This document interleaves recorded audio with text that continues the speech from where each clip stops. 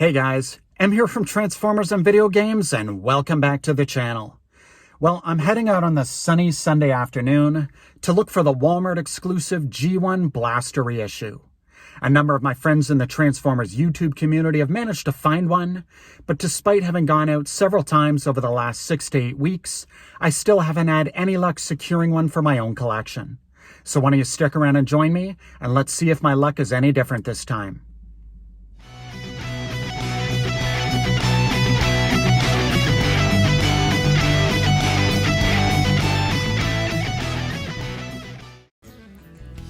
Okay, so here we are approaching the Transformers section at Walmart.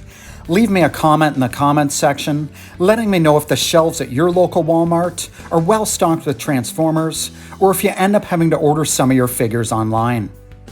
Now, after coming up short more times than I'd like to admit, I'm actually pleasantly surprised to see that they have Blaster in stock at this location. I'm not sure how many are packed in a shipping box, but it's really nice to see that I have a few different units here to choose from. I'm just going to go ahead and grab the one in front for now so that we can take a closer look at it together. I don't know about anybody else, but no matter how many times I see this as an adult collector with each of these G1 Transformers reissues, but I always get really excited to see the vintage style Transformers packaging on display on modern day store shelves. It really takes me back to the 80s, in this case 1985, which is back when G1 Blaster would have been first available at retail under the Transformers branding. I absolutely love the artwork on the front of the packaging. I'm really glad that they didn't change it by going with a more contemporary art design of the character. On top of the box, they have the classic abbreviated transformation sequence. In this case, they show 5 steps to get the figure from his boombox stereo mode to his very cool robot mode. I think that a lot of people forget how tall Blaster is in his robot mode. He actually towers over G1 Soundwave. Here's a look at the back side of the box. At the top it says, "It is a world of constant change, where things are not what they seem. It is a world of the Transformers, a world of heroic Autobots and evil Decepticons." I love that iconic artwork on the back of the box. In fact, I prefer it over the original Wave 1 G1 artwork that had Optimus Prime, Megatron, and all of the other figures from Wave 1. Here's a look at the function, motto, bio, and tech specs. In case it's too small to see, I'll give it a quick read. Of course, Blaster is an Autobot. Function, communications. Motto, when the music is rockin', I'm rollin'. Bio, finds all Earth music interesting, but it's rock and roll, good, hard, and loud, that really sparks his circuits in the forefront of any situation that he's involved in. As AM/FM stereo cassette player, he can perform as DEC, plus receive radio signals of all frequencies with power outputs as low as 1/1,000,000th of a watt, acts as Autobot Communications Center, can transmit up to 4,000 miles, carries Electro Scrambler gun that disrupts electrical devices. On the right side, you can see his tech specs that are already decoded. Back in the 80s, G1 Transformers came with a red translucent plastic tech spec decoder strip that was very cool, but unfortunately not something that they decided to continue doing with the Walmart reissues or with any of the commemorative series figures that have come out over the past 20 years. Here you can pause the video and take a look at the barcode. A buddy of mine and fellow YouTube creator named CDog gave me the great idea a while ago to start showing the barcodes in my videos so that people could use them to check the inventory at their local Walmart. So big shout out to CDog. He's got an excellent YouTube channel with tons of content. So if you're not already subscribed, why not check out his channel and consider subscribing today. Now let's head over to a price check station to scan the barcode and see how much this figure is going to set me back. In the meantime, let me know in the comments section which figures you've picked up for yourself recently, or if there's anything you're looking forward to getting in the future. In my case, I recently pre-ordered the Transformers Studio Series Devastator box set.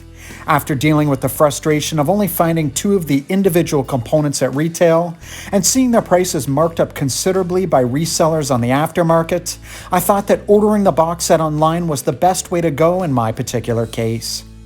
As you can see, G1 Blaster is going for $39.97 Canadian, which is a really good price for us here considering the size of the figure.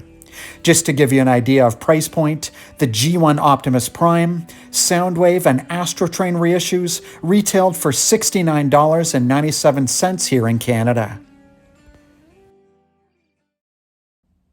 Okay guys, as you can see, I ended up finding a G1 blaster at the first Walmart that I ended up going to.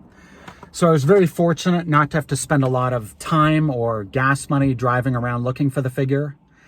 There were, I think, 6 of them in stock, and what I actually did is after I got my video footage, I circled back to the Transformers section and ended up just picking out the mintiest box since this is for my collection. Obviously, I wasn't going to show that on video or it would have added a lot of extra needless length, but that's just something that I do every time. Now, I don't think I'm going to end up reviewing this figure anytime soon. Because the figure just came out, there's understandably a lot of reviews out there for G1 Blaster.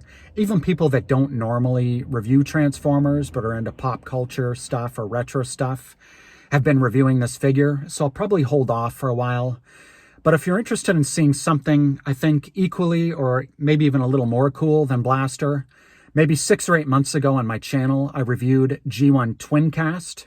And for any of you who aren't familiar with Twincast, in the G1 Headmaster series, Soundwave and Blaster ended up fighting to the death. And what happened where their Cassetticon minions ended up gathering up all the pieces and parts. And the Cybertrons, or the Autobots, ended up rebuilding Blaster and reformatting him as Twincast. And the Destrons, or the Decepticons, ended up building Soundwave into Sound Blaster. And these were essentially repaints of both figures.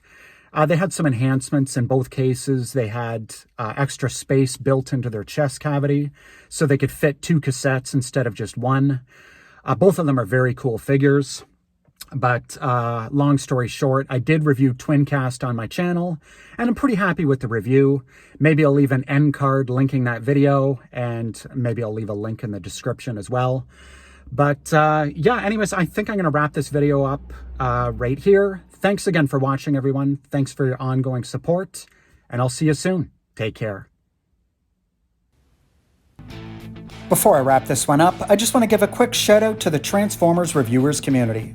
At the moment, this is a group of 23 Transformers related YouTube channels that consists of the following: Adamantium Matrix, Bert the Stormtrooper Reviews, Crimson Raptors, Inu Tabby, Dennis Moulton aka Gotbot, HNE Games, Casual Toy Collector, Kato's Collection, Larkin's Lair, Inputs Toy Reviews and Stop Motion, Ninja Bill Reviews, Patriot Prime Reviews, Rodimus Primal, Sardo Noomspy 82, Soundwave 8084, TF Collector, TF Trivia, TF Fanpage 101, TF Fangeek, T-Formers TV, The Lazy Eyebrow, Transaren 38, and Transformers and Video Games.